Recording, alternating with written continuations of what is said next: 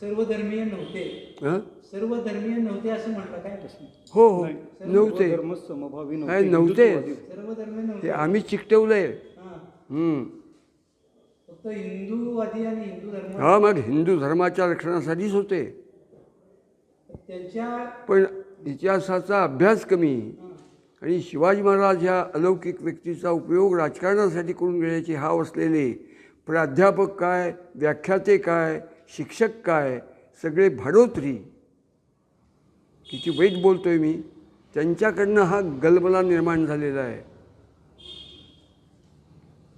शहाजीराजे तर स्वतः मला हिंदवी स्वराज्य स्थापन करायचं आहे, मला स्वतंत्र राज्य उत्पन्न करायचं आहे, आदिलशाही, इमादशाही, बरीदशाही, निजामशाही, कुतुबशाही, मुघलशाही, डच, फ्रेंच, पोर्तुगीज, इंग्रज, सिद्धी हफशी या सगळ्या परकीय आक्रमकांनी सगळा देश खाऊन टाकला आहे.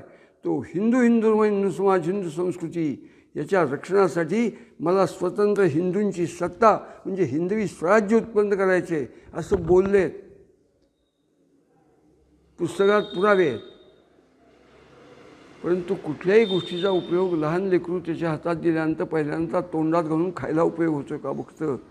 त्या न्यायाने सगळा समाज, सगळ्या समाजातले सगळेच लोक शिवाजी महाराजांचा उपयोग त्यांच्या उपयोगासाठी कसा होईल ते बघतात आणि त्याच्यात चोथा झाला आहे.